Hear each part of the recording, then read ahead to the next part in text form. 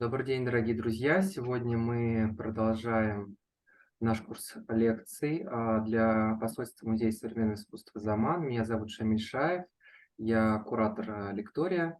И сегодня мы продолжаем слушать Марию Кучумову. Лекция звучит как «Литературный процесс в Башкортостане 30-х годов от становления социалистического канона к массовым репрессиям». Мария Кучумова, напомню, преподаватель Башкирского государственного факультета на филологическом факультете. Специализируется Мария на русской литературе 20-21 веков, и тема ее, сфера ее научных интересов – это автобиографический миф поэтов и писателей. Мария, добрый вечер, вам слово. Да, добрый вечер. Я думаю, что прежде чем говорить, собственно, о 30-х годах, нам стоит вспомнить, с каким же багажом советская литература вообще и башкирская литература, в частности, в эти 30-е годы входят. Но логично предположить, что с каким-то наследием 20-х годов. И вот у нас два таких соседствующих десятилетия, но при этом 20-е годы в советской литературе, в большой и малой, 30-е годы – это два абсолютно разных периода.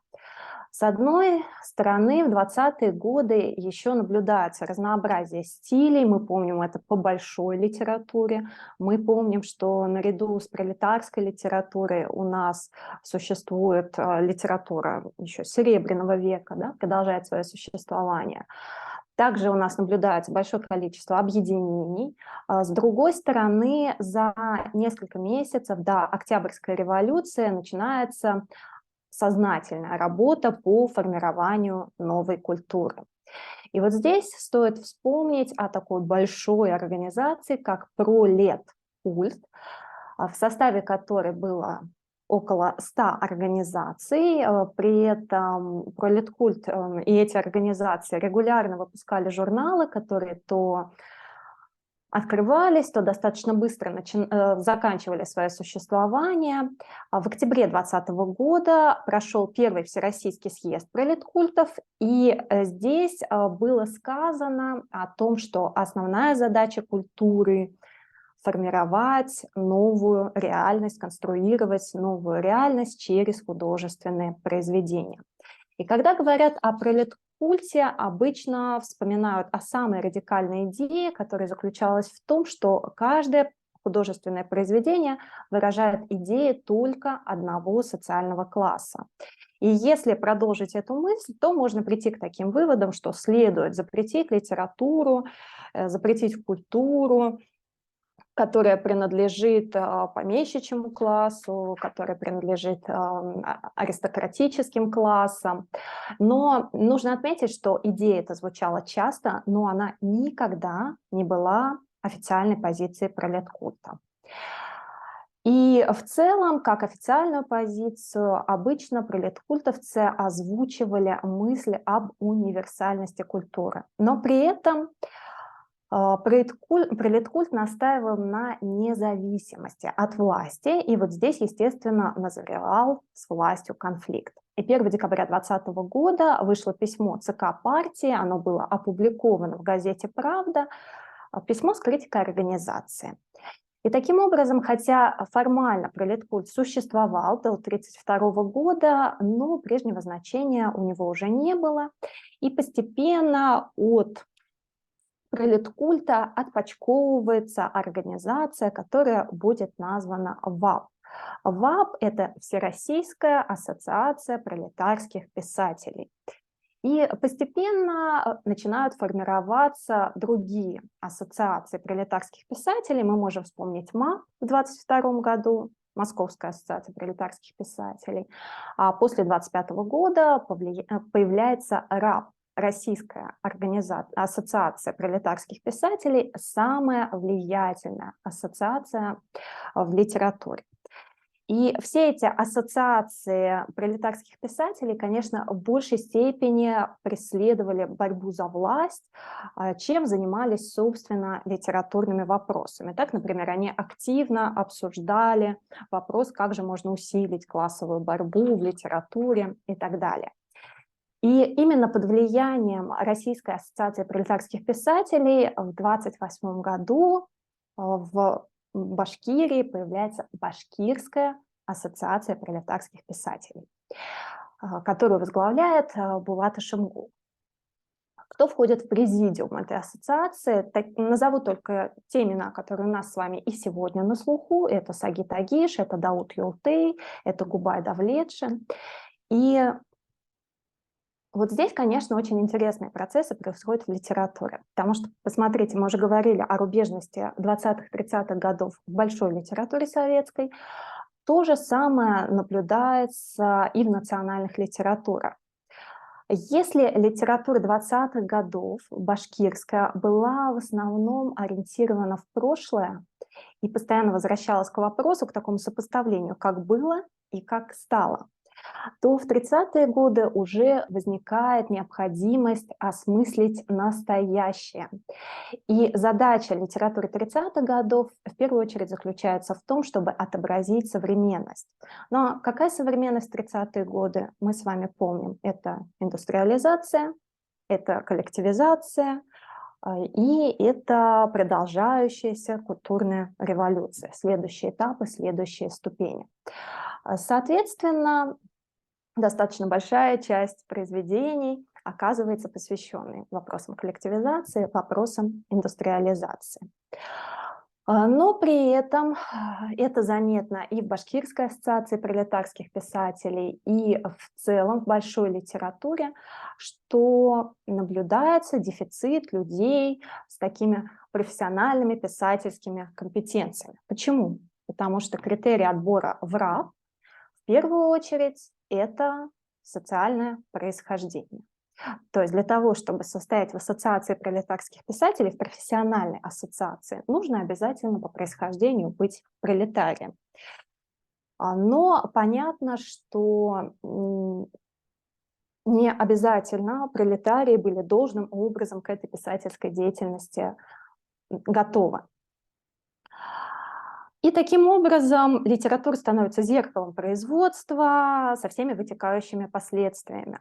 Сюжеты вполне предсказуемые, сюжеты очень часто достаточно слабые, характеры не проработанные, потому что литература пишется непрофессиональными, неподготовленными писателями. А литература очень схематична, художественность страдает, и при этом есть и вторая часть этого процесса, ведь в литературе существуют уже признанные классики. Те, кто к моменту создания Ассоциации пролетарских писателей уже достаточно давно находятся в профессии. И вот здесь им приходится пересматривать свои творческие взгляды, им приходится искать новый язык, им приходится избавляться, в частности, это касается как раз башкирской литературы, от такой восточной витиеватости, которая вообще-то дореволюционной литературе была свойственна. Мы можем сказать, допустим, о Мажите Гафури, который был серьезно увлечен башкирским фольклором, изучал его, и вот здесь ему приходится писать произведения околопроизводственной тематики. Но важно сказать о том, что именно в литературе, наверное, настоящие 30-е годы начинаются где-то с 1932 года. Почему? Потому что вот это такой качественный перелом. Первые 2 года десятилетия – это такой еще переход от литературы 20-х годов к 30-м годам. А что же происходит в 1932 году? Во-первых, выходит постановление ЦК ВКПБ от 23 апреля 1932 года о перестройке литературно-художественных организаций. Какие мысли содержались в этом постановлении? Речь шла о том, что необходимо бороться с групповщиной в литературе и искусстве. И вот здесь на первых порах писатели восприняли этот тезис с огромным энтузиазмом, были уверены, что это постановление даст им некую свободу. Почему? Потому что вот этот тезис о борьбе с групповщиной создавал впечатление, что теперь не обязательно будет состоять в какой-то писательской организации для того, чтобы иметь право публиковать свои произведения, для того, чтобы участвовать в писательских мероприятиях.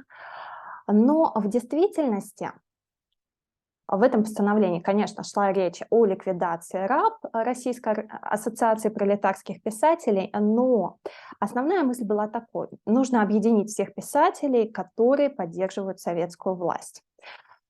И это постановление восхищает появление создания единого союза писателей, что произойдет чуть позже. А во-вторых, и вот это событие касается напрямую литературной жизни именно нашей республики. В 1932 году в Уфу приезжает Александр Фадеев, крупный писатель того времени, член оргкомитета по созданию Союза писателей, то есть в это время уже работа по созданию Союза писателей ведется, а впоследствии, после ликвидации РАПа, он будет то секретарем, то генеральным секретарем, то председателем правления Союза писателей, то есть всегда он будет находиться в руководстве Союза писателей. 24 февраля 1932 года он приезжает в Уфу, уезжает в октябре. То есть, посмотрите, достаточно много времени он здесь проводит. Что он делает? Он участвует, во-первых, в Республиканском съезде башкирских писателей, он работает над своим романом «Последний из ОДГ», проживает он в даче, которая находилась на территории современного парка Гафури. 12 апреля 1932 года в здании, в котором сейчас располагается Дом офицеров, он выступает на собрании Башкирской ассоциации пролетарских писателей. Напоминаю, что ассоциации писателей к тому времени еще не расформированы. И он выступает с двухчасовым докладом. Этот доклад называется так: «Доклад на собрании Башкирской ассоциации пролетарских писателей и начсостава РККА о современной литературе, о ее тематике и задачах оборонной литературы». Вот под таким названием он хранится в архиве Фадеева. Дальше, 2 июля в здании Театра оперы и балета, тогда там располагался Дворец культуры, состоялся литературный вечер Александра Фадеева, и здесь он говорит о перестройке литературных организаций. То есть, посмотрите, вот это выступление состоялось уже после того, как вышло постановление соответствующее о перестройке литературно-художественных организаций. Интересно, что из Уфы Фадеев отправил 11 писем, и 5 из них было адресовано Горькому. Пока Фадеев был в Уфе, он активно участвовал в литературной жизни, посещал спектакли, редактировал даже отдельные переводы башкирских писателей на русский язык. В частности, известно, что он помогал редактировать рассказ Авзала Тагирова «Емельянов курган». Он изучал работу Гослитиздательства, отдельных редакций.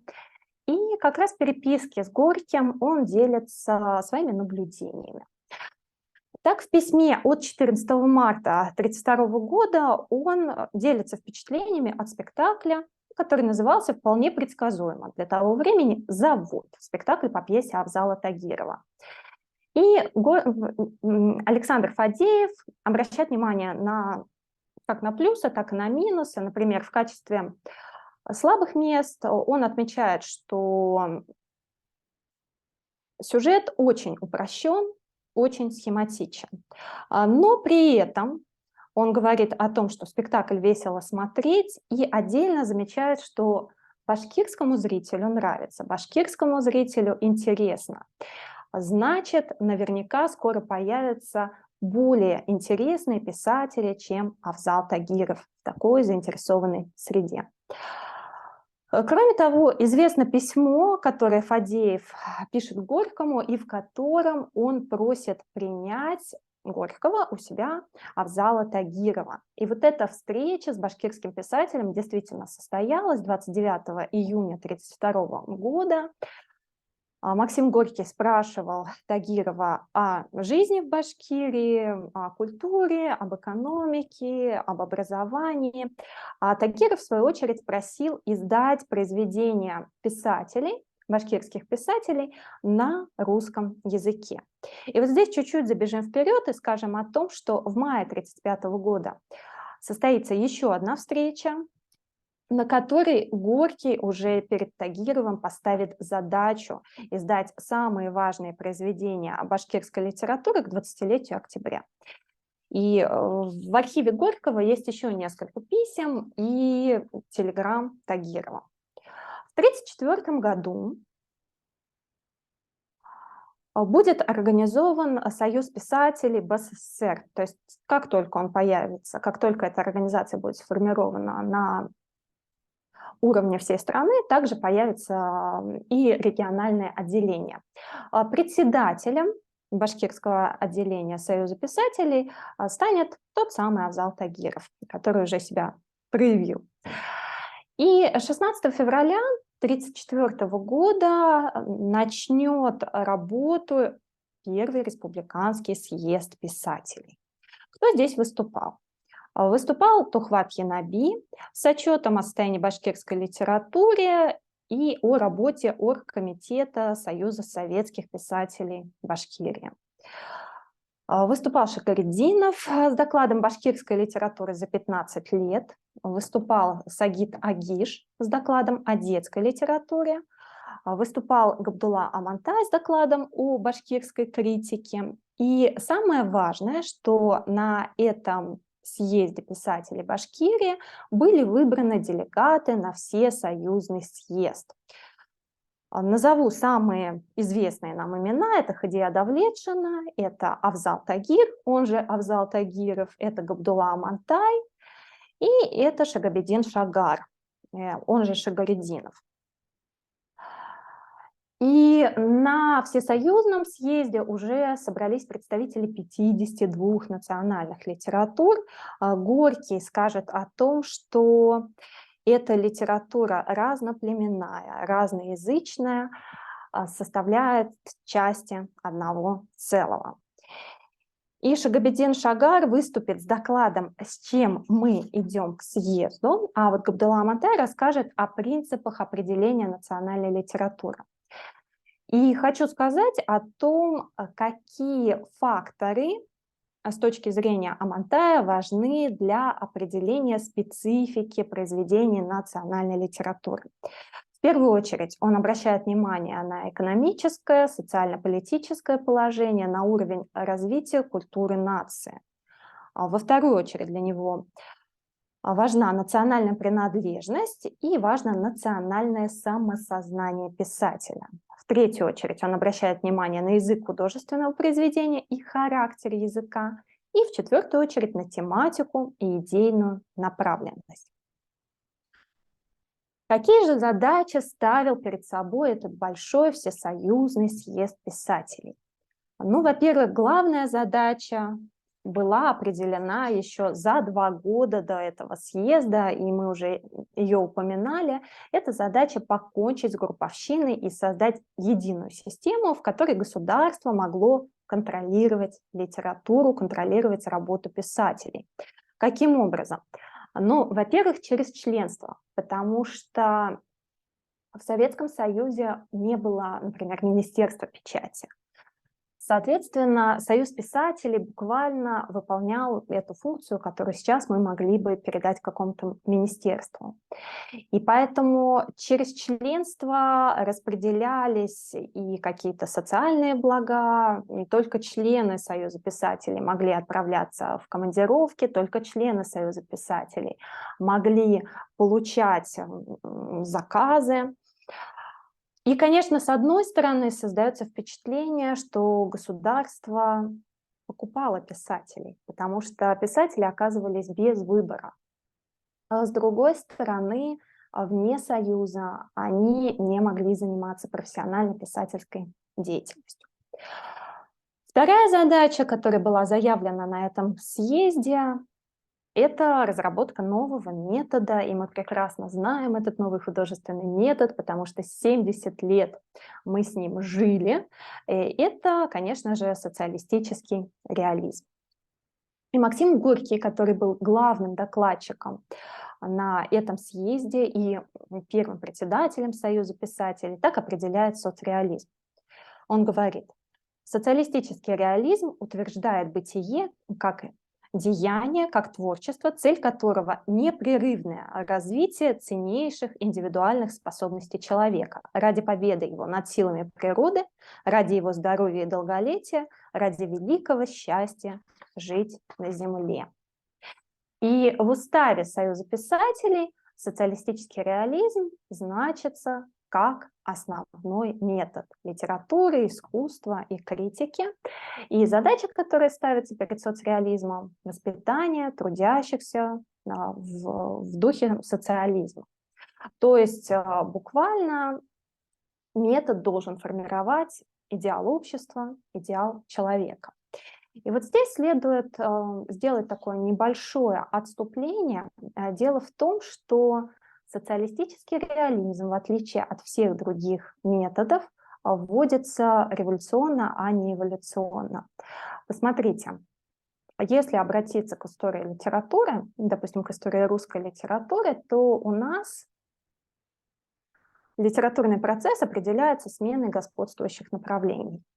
То есть, если не учитывать древнерусскую литературу, а перейти уже к собственной русской литературе, что у нас происходит? У нас есть классицизм, это такая суровая нормативная поэтика, да, очень четкие требования, что делать можно в искусстве, чего делать в искусстве нельзя. Дальше, когда мы устаем от этих ограничений, появляется такая тоненькая прослоечка сентиментализма, это другая крайность. Это культ чувств, в то время как в классицизме, например, культ разума. Дальше, как поиск некого баланса, появляется романтизм. Ну, мы помним, что у нас в романтизме культ одиночества, культ творческой личности, романтическое двоемирие. Есть какой-то идеальный мир недостижимый, а есть мир реальный, который героя не устраивает. После него наступает эпоха реализма, но этот реализм будет очень сильно отличаться от соцреализма. Да? Реализм XIX века обычно называют реализмом критическим. То есть реализм стремится к тому, чтобы объяснить, проанализировать все, что происходит вокруг, проанализировать действительность. Дальше у нас эпоха модернизма, и вот здесь, наконец-то, соцреализм. Так вот, все предшествующие методы — классицизм, романтизм, реализм — они как будто бы зарождались естественным образом. То есть сначала появлялись тенденции, сначала появлялись их черты в произведениях, и потом только появлялся свод правил. Какими правилами мы должны руководствоваться, чтобы соответствовать методу? Что происходит с соцреализмом? С точностью да наоборот. Да? Нам сначала выдают свод правил. Понятно, что мы должны создавать некого идеального человека, некий образ идеального будущего. И только после этого писатели начинают в этом методе творить, и, конечно же, это достаточно сложно. Так вот, еще один вопрос, когда говорят о социалистическом реализме, а реализм ли это? И это в действительности большой вопрос, потому что, конечно, соцреализм от реализма, который опирается на действительность, который не делит героев на положительных и отрицательных, который пытается понять действительность, проанализировать, очень отличается. И здесь социалистический реализм во многом близок к классицизму, потому что здесь четкий свод правил, что можно, чего нельзя, а с другой стороны, очень во многом близок, наверное, и романтизму, потому что есть некий недостижимый идеал, и вся литература соцреализма вот этот недостижимый идеал транслирует. Соответственно, в социалистическом реализме обязательно деление героев на положительных, отрицательных, и обязательно понятно, где добро, где зло. Какими же стали результаты съезда для башкирских писателей? Ну, во-первых, после съезда Башкирский государственный театр отправился на гастроли в Москву в июне 1935 года. Итак, на сцене МХАТа было поставлено 15 башкирских спектаклей. Но нужно понимать, что к башкирским спектаклям мы, например, относим и Отелло Шекспира, то есть речь идет именно о постановках башкирского театра. Дальше появляется достаточно большое количество переводов башкирской литературы на русский язык. Так, например, в Москве издается «Кровь» Даута Юлтыя, в Москве издаются романы Авзала Тагирова, в Москве издается поэма «Труженик» Мажита Гафури, в Уфе издаются на русском языке «Черноликие» Мажита Гафури, издается «Айбека» Хадии Давлетшиной, в Москве выходит сборник «Поэзия советской Башкирии» и так далее. В-третьих, наоборот, на башкирский язык начинают переводиться классики русской литературы. Так, в 30-е годы появляются переводы Пушкина, Некрасова, Чехова, Мамина Сибиряка, Тараса Шевченко, Горького, Маяковского и так далее. Появляются переводы других национальных литератур. Здесь мы можем вспомнить Шата Руставели, Габдуллу Тукая, Мусу Джалиля. И, наконец, появляются переводы западноевропейской литературы через русский язык. То есть переводят на башкирский язык не с языка оригинала, а через посредничество русских переводов. Здесь мы можем вспомнить переводы Гёте на башкирский, Гюго, Бёрнса, Жюля Верна, Даниэля Дефо и так далее. Вообще, вот эта переводческая тенденция, ну, с одной стороны, конечно, восходит к инициативе Горького, потому что именно Горький, который был одним из самых заметных деятелей Союза писателей, заложил основы богатой переводческой традиции в советской литературе.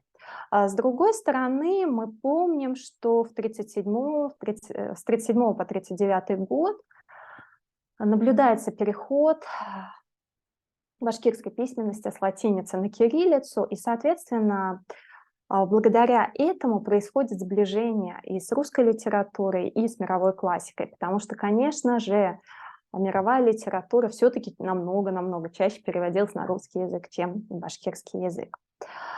Кроме того, в 30-е годы наблюдается сближение национальных литератур. Но в первую очередь это касается башкирской и татарской литературы, потому что соседи, родственные языки. Так, например, пьесы Баязита Бекбая ставятся в татарских театрах. Габдулла Тукай пишет на татарском, да, но здесь у нас ставится на башкирском языке. Также, допустим, в театрах Башкирии ставятся пьесы Шарифа Камала, и один из номеров журнала «Октябрь», а это один из самых заметных литературных журналов того времени для БССР, за 1935 год полностью был посвящен татарской литературе. Так что же писалось в это время? Нужно сказать о том, что башкирская советская литература сразу взяла курс на реализм. Соответственно, когда провозгласили соцреализм в качестве основного творческого метода, башкирская литература достаточно быстро перестроилась. И, допустим, теме индустриализации посвящено произведение Авзала Тагира «Кровь машин». Дауд Юлты пишет сказку о нефти, или пишет Айхылу, это произведение о женщине-руководительнице колхоза. Конечно же, переосмыслению подвергаются темы революции, гражданской войны. Так, допустим, Авзал Тагир пишет роман «Солдаты», и вообще, ведь основа соцреализма — это толстые романы, это большие толстые романы, и вот Авзал Тагир был первым в башкирской литературе, кто за романы взялся. Или можем вспомнить Даута Юлты «Кровь». В это время, конечно, господствует тенденция к большому роману. Кроме того, в 30-е годы в литературу вообще, и в башкирскую литературу в частности, входит женщина. И как героиня, и, разумеется, как автор. И преподносится это как высвобождение женщины. Вот, наконец-то, женщина может служить интересам общества. Так, например, мы уже упоминали Айхылу Даута Юлтыя, или можно вспомнить произведение Айбека Хадии Давлетшиной. К сожалению, в период господства соцреализма очень страдает лирика, потому что в период коллективизации, в период индустриализации нам немного не до лирики. И в центре поэзии оказываются вот все точно те же самые процессы, которые и находятся в центре внимания прозаиков. А поэтому очень часто поэзия представляет собой какие-то агитационные стихи, рифмованные обращения, рифмованные репортажи и так далее. И среди поэтов мы можем выделить два направления. Это направление более реалистическое. Сюда мы можем отнести, допустим, Ажита Гафури, можем отнести Софи Кудаша. И направление романтическое, куда относится Рашид Нигмати, Байзит Бирбай. Есть произведения, опять-таки, поэтические произведения, посвященные коллективизации, допустим, Янаби по столбовой дороге, но при этом, если оторваться от исторических, политических процессов, которые происходят в это время, мы можем выделить еще стихотворение о природе, философскую лирику и патриотическую лирику. Все это тоже может рано или поздно обращаться к темам, например, коллективизации. Одна из основных тенденций прозы, это очень интересно, это попытка объединить документальное и художественное. То есть, когда пишется, например, производственный роман, очень важно создать иллюзию достоверности. Поэтому либо даются какие-то конкретные факты с конкретными датами, либо, и это было очень распространено в то время, вставляются в текст фрагменты документов. И вот здесь интересно, что литература ведь была очень разной. Если смотреть на большую литературу того периода, и у нас была так называемая задержанная литература, да, литература, которая была неугодна советской власти, которая, конечно, совершенно не придерживалась соцреализма и которая вернется к нам через 70 лет, ближе к концу 80-х, началу 90-х годов. Но вот эта тенденция к синтезу документального и художественного была характерна как для литературы соцреализма, для того, чтобы создать образ наибольшей достоверности, для того, чтобы внушить нам доверие к этому идеальному герою, который как будто бы действительно существует, так и в литературе задержанной. Но в задержанной литературе синтез документального и художественного больше использовался, конечно, для идеализации некого прекрасного прошлого. То есть, посмотрите, соцреализм идеализирует настоящее и через него идеализирует будущее. Задержанная литература идеализировала с помощью тех же самых инструментов, тех же самых методов прошлое. Стоит сказать, конечно, и о расцвете театра в это время. Так, очень интересно, что в Башкирии было много национальных театров. В 1928 году появился стационарный башкирский театр, в 1932 году появился передвижной башкирский театр, и дальше в 1934 году появляется еще Баймакский передвижной театр, а вот дальше формируется много коллективов. Посмотрите, у нас появляется Дюртюлинский театр, который ставит постановки на татарском языке. Оргазинский, он тоже ставит постановки на татарском языке. Бешбулякский театр ставит постановки на чувашском, Янаульский на татарском, Кигинский на башкирском, Давлекановский на башкирском. И через театр, именно через театр происходит завоевание такой массовой аудитории. Потому что нужно, конечно, вспомнить о том, что образование было еще не на таком уровне, чтобы завоевывать аудиторию гарантированно через книги, через произведения литературы. И вот очень часто именно театр работал на эти задачи. Ну и, к сожалению, в 30-е годы башкирская литература очень существенно пострадала от репрессий. Так, например, до 1937 года в списках Союза писателей БССР было 80 человек, а в 1939 году в этих же списках всего 30 человек. И вот если вы откроете биографии писателей и не будете даже их читать полностью, а просто ограничитесь первой строчкой, вы увидите, что у очень многих авторов башкирской литературы того времени общий год смерти. Этот год смерти 1938. Дело в том, что в 1937 году массово были арестованы, конечно, не только писатели, так называемые буржуазные националисты, или их называли еще валидовцами, последователи Заки Валиди. И практически всех их арестовали в 1937 году, расстреляли в 1938. Писалось большое количество доносов на них, говорилось, например, о том, что они издавали контрреволюционные журналы, в их числе упоминался журнал «Янгею». Говорилось о том, что они интересовались контрреволюционными документами, контрреволюционной литературой. Говорилось о том, что они создавали такие неофициальные писательские группировки в своих интересах. И даже из тех, кого мы сегодня называли, а это небольшое количество имен, вот посмотрите, кто был расстрелян.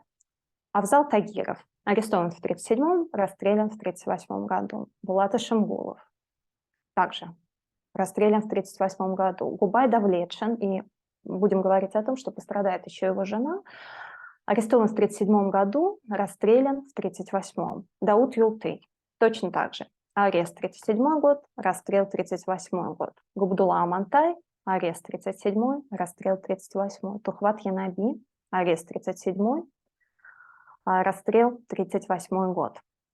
Хадия Давлетшина пострадала, к сожалению, как жена репрессированного. И после того, как ее муж Губай Давлетшин был арестован, ее исключили из института, исключили из Союза писателей. Она провела в заключении 5 лет с 1937 по 1942 год, а впоследствии жила в Бирске, как в ссылке до самой смерти, до 1954 года, и не имела права заниматься своей профессиональной деятельностью. То есть она не могла быть ни писателем, не могла быть педагогом, а писала письма с просьбой восстановить ее в Союзе писателей, потому что не видела себя вне профессии. Ну и в это же время процветает поощрение доносов. Так, например, в газетах появляются объявления о том, что можно сообщить о подозрительных действиях сограждан. И к чему это приводит? А это приводит к тому, что в 30-е годы внезапно становится очень мало произведений, написанных на башкирском языке. Почему? Потому что большая часть, в конце 30-х годов, естественно, речь идет о конце, потому что большая часть писателей оказывается репрессирована, мы с вами уже убедились в этом по списку, а с другой стороны, те писатели, которые остались на свободе, боятся писать, боятся публиковать. И произведений башкирской литературы не хватает на то, чтобы заполнить страницы периодической печати. И в результате, например, в 1938 году половина журнала «Октябрь» составляют переводы, потому что оригинальной башкирской литературы в это время практически нет, или пишется она подпольно, пишется и не публикуется. Я думаю, что на этом разговор вот об этом десятилетии, 30-е годы в башкирской литературе завершим. И давайте посмотрим, как же башкирская литература вписывается в те тенденции, которые происходят в большой советской литературе. С одной стороны, все, о чем мы говорили, кажется универсальным и для большой советской литературы, и для литератур национальных. Но, с другой стороны, допустим, репрессии очень часто в национальных литературах были намного более ощутимы, намного более видимы, и, возможно, это связано с удаленностью от центра. Потому что, конечно, до большой аудитории эти новости долетали далеко не сразу. И национальная литература, к сожалению, мне кажется, все-таки, с одной стороны, была попытка, и мы говорили о том, что Горький много для этого сделал, вписать национальные литературы в большую советскую литературу, потому что национальная литература, конечно, переводилась массово. С другой стороны, сегодня, когда мы изучаем советскую литературу, мы практически на 100% говорим о литературе, написанной на русском языке. И вот история таких малых национальных литератур нам как будто дает возможность под лупой рассмотреть кусочек нашей большой карты и приблизить те события, которые происходили со всей советской литературой по всему Советскому Союзу. Я думаю, что на этом можно завершить. Скажите, пожалуйста, есть ли у вас вопросы? Да, у меня вот есть вопрос. Так. Пожалуйста, во-первых, спасибо, очень интересно. Вопрос следующий. Вот вы говорили, что Давлетшина была в ссылке в Бирске, и как бы ей, получается, на официальном уровне запрещали работать Мгм. как писательница, но и это достаточно долгий был период, да, то есть с конца 30-х по 50-е, там порядка, Да, не, до смерти, в 1954 году, да. да, то есть это более 15 лет.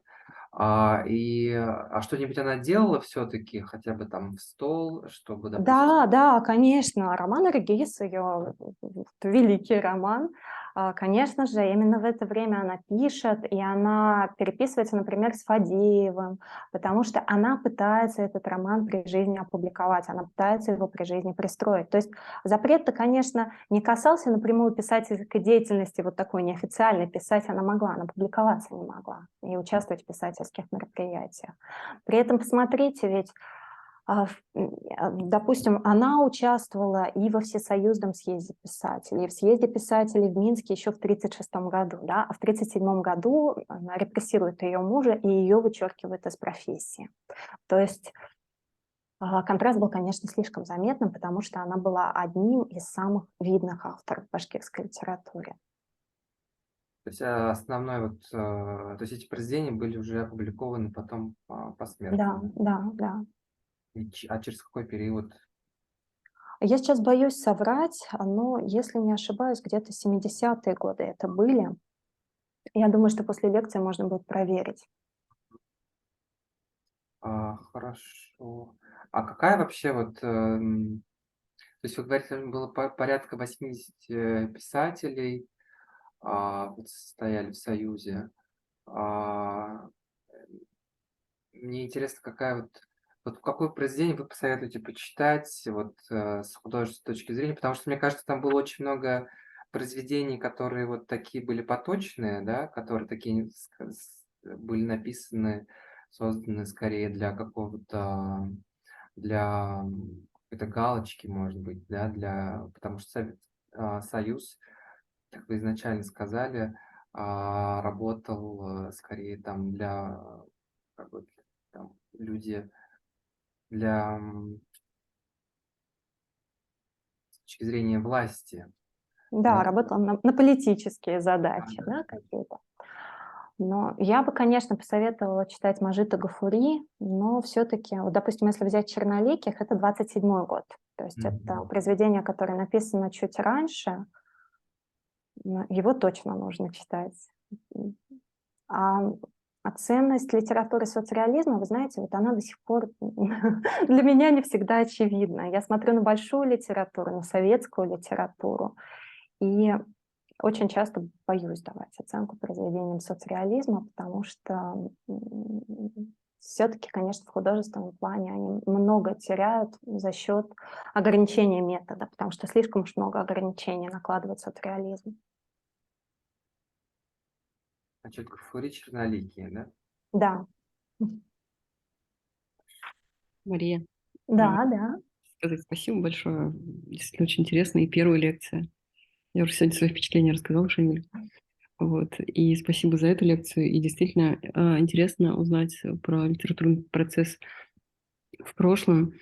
А, есть ли в ваших исследованиях то, что происходит сейчас в башкирской литературе?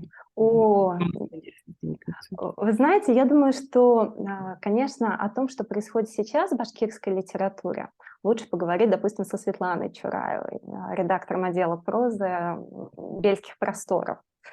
А в целом, конечно, я вижу, что там происходит, я вижу, какие писатели у нас есть, но охватить современную башкирскую литературу мне сложновато. Почему? Потому что сейчас намного больше возможностей для публикаций, соответственно, за счет сам издата достаточно много книг выходит. Потом в современной башкирской литературе у нас ведь несколько секций. Если мы говорим о Союзе писателей Башкортостана, у нас здесь секция татарской литературы, секция башкирской литературы, секция русскоязычных писателей, можно выделить направление детской литературы и так далее.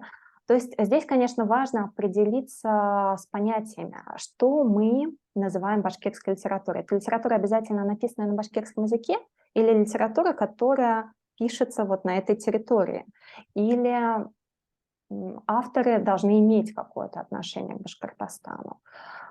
Вот если, ну, совершенно очевидно, наверное, что Игоря Савельева мы к башкирской литературе не отнесем, да, хотя очень хочется, конечно, очень хочется. Но Светлану Чураеву, опять-таки, можно читать, и вот, Шурале, у нее прекрасный роман, да. А То есть, Савельев первый роман не можем отнести? допустим, повесть «Бледный город», ну, она, я бы не стала относить к башкирской литературе, знаете почему? Потому что нет там национальной специфики, нет там национального колорита, но опять-таки мой ответ сейчас достаточно субъективен, потому что мы не определились с критериями, мы не договорились, а что же считать современной башкирской литературой. И вот в этом плане, конечно, в 30-е годы все было намного проще, потому что если писатель состоит в ассоциации башкирских писателей, он автоматически относится к башкирской литературе. А вот сейчас у нас, да, у нас есть Союз писателей Башкортостана, да, он активно работает, но вот за счет многообразия секций, вот татарскую литературу относим мы к башкирской или нет, русскую литературу на этой территории относим к башкирской или нет, я, честно говоря, для себя не решила, как на эти вопросы ответить. А вы как думаете? Ой, я, честно говоря, я хоть и закончил филфак, во-первых, у нас не было башкирской литературы там, в Башкирском государственном университете. Вот. И что-то я в последнее время не особо слежу. Вот, поэтому вот мы все внимательно вас слушаем. Если говорить о современной башкирской литературе, опять-таки, если договориться, что все, что происходит на этой территории, относится к башкирской литературе, я бы, наверное, выделила поэзию, потому что у нас совершенно замечательный Михаил Кривошеев есть, у нас прекрасная Марианна Плотникова. Из молодых авторов, молодых прозаиков я бы выделила Розалию Вахитову. У нас даже детская литература хорошая есть. У нас есть Гульназ Лежнева, автор Стерлитамака. Как еще раз? Гульназ Лежнева. Детская литература — это сказки? Это не сказки, это больше такие повести. То есть я думаю, что Гульназ пишет больше с ориентацией на, вот не совсем-совсем на детей, на подростков или на таких предподростков. Ясно. Александр Иликаев, но здесь по тематике, конечно, он занимается переложением мифов, причем мифов не самых популярных далеко. И у него, если не ошибаюсь, 2 книги у него уже вышло в издательстве «Эксмо». То есть это не просто региональная печать, да, это издательство российского уровня, тоже автор очень интересный. Отказывается, кстати, вступать в Союз писателей, потому что считает, что пока он не опубликовал роман, именно художественное произведение, да, то есть переработки мифов для него недостаточно, несмотря на то, что это солидные, хорошие издания. Считает, что он недостоин того, чтобы находиться в Союзе писателей. Поэтому Переработка мифа — это что имеется в виду? это такая адаптация литературной версии мифов.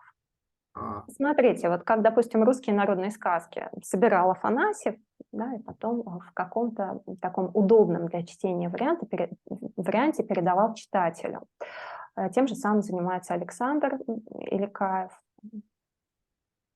То есть здесь у него больше интересы не только литературные, но, наверное, во многом еще исторические, во многом связанные с фольклором.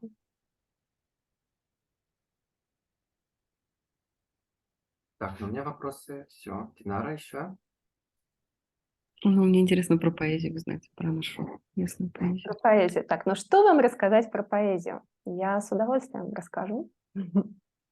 У нас есть... Значит, Мария тоже, что вы тоже как поэт или поэтесса вас назвать? Ой, мне кажется, я бросила. Мне кажется, что все. Хотя здесь, конечно, сложно очень какие-то прогнозы давать, но года 2-3 я стабильно не пишу, поэтому если это не окончание болезни, то длительная ремиссия. Об авторах. Ну вот я называла Марианну Плотникову. Она, знаете, очень прогремела, наверное, благодаря такой повышенной физиологичности своей поэзии, потому что в целом, конечно, эта тенденция для женской поэзии последних 30 лет очень характерна. Мы можем вспомнить, ну, фем-поэзия, допустим. Помните, Галина Рымба у нас есть прекрасная, которая прославилась благодаря стихотворению, ну, только, ну, конечно, «Моя вагина», да, где она описывает процесс родов и попутно рассуждает о социальных, о политических проблемах, о дискриминации и так далее. И вот Марианна Плотникова до Галины Рымбу стала писать что-то подобное, и действительно у нее очень высокие требования технические к своим стихотворениям. Варвара Малыгина интересная из местных авторов. И здесь, наверное, вот если говорить о Варваре, если говорить о Мариане, то здесь сложновато, конечно,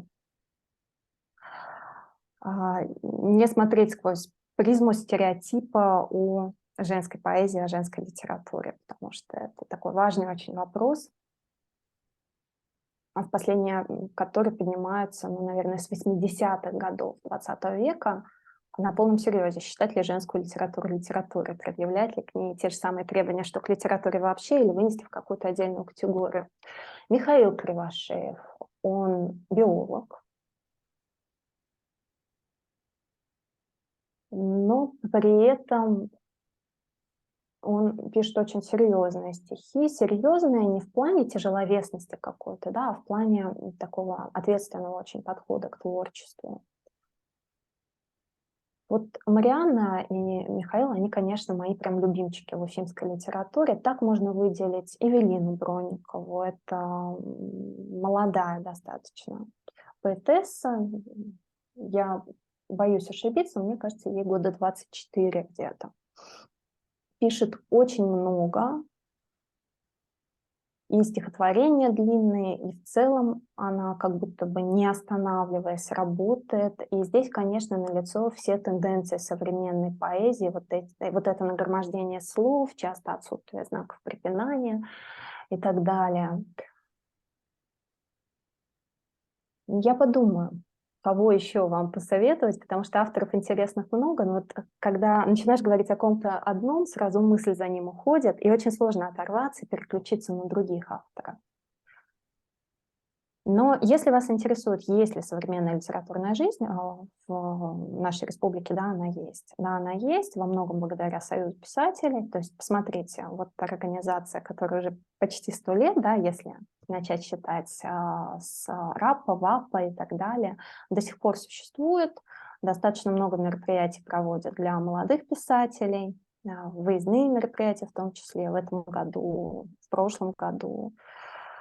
Стали регулярно проводиться литературные резиденции. Это такая практика, которая была в Советском Союзе, когда писателю дают возможность, допустим, месяц жить на писательской даче, ни на что не отвлекаться, его кормят, его развлекают, его обеспечивают культурной программой, а он обязан в конце выдать какое-то произведение. То есть все это есть по сей день.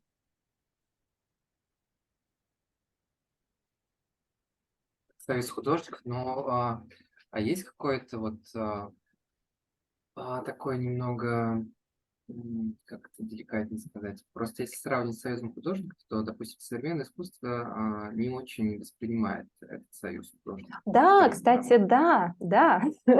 То есть в действительности очень часто писатели, которые на хорошем счету в Союзе писателей, оказываются на периферии литературы, и это сейчас скорее традиция, чем исключение.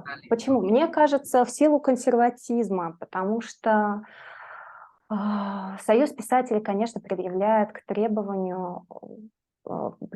творчеству вот эти немного устаревшие требования. И если живая литература сейчас идет за человеком, ну вот мы говорили о телесности в литературе, вот это то, что в Союзе писателей до сих пор не приветствуется, например, да? Это то, что не одобряется. И вы представляете, приезжают молодые писатели, которым 20 лет, у них творческие семинары, которые проводят мастера, и мастера говорят, нет, так нельзя. Конечно, это сказывается, да? Поэтому до недавнего времени я бы сказала, что здесь все-таки у нас была конкуренция некая, то есть были такие официозные мероприятия и были мероприятия более неформальные, но сейчас, конечно же, неформальных все меньше и все больше власть здесь переходит в руки Союза писателей. Я не могу сказать, что это плохо. Я сама посещаю мероприятия Союза писателей, но, конечно, не хватает альтернативы зачастую. Потому что вот те же писательские резиденции, это очень интересная практика, очень хорошая практика, но возможность проводить писательские резиденции есть у Союза писателей, есть у Ассоциации издателей и писателей, то есть у таких достаточно крупных организаций, и практически этой возможности нет у организаций с меньшей степенью зависимости. А где эти резиденции? Они прям в Башкирии есть, такие дачи или нет? Я думаю, что можно провести в любом месте, а вообще, допустим, Переделкинская резиденция, я знаю, что принимала писателей не так давно. Но она Я сейчас знаю, что в Сибири. государственная. Скажите, пожалуйста, еще раз, не услышала. Она уже, по-моему, не государственная, она уже частная, Переделкина.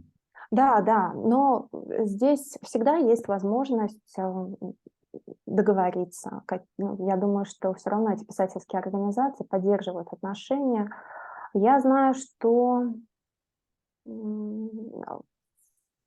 и в Сибири была литературная резиденция в этом году. Это не обязательно резиденция советского образца, это может быть какой-то санаторий, это может быть где-то, допустим, в доме Черномырдина принимали писателей. То есть это не обязательно, собственно, писательская резиденция. Это просто какое-то хорошее место с красивым видом, которое вдохновляет на творчество, в котором вкусно кормят, заботятся, и которое может вместить 6 писателей. Потому что, по-моему, в этом году их отправляли 6, чтобы им было не скучно, но чтобы в то же время они слишком много шума и помех друг другу не создавали.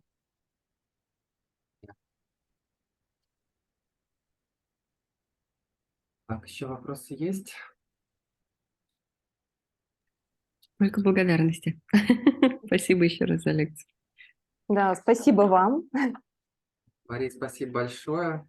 Мы заканчиваем. Вот, всего доброго. Да, всего доброго. До свидания. До свидания.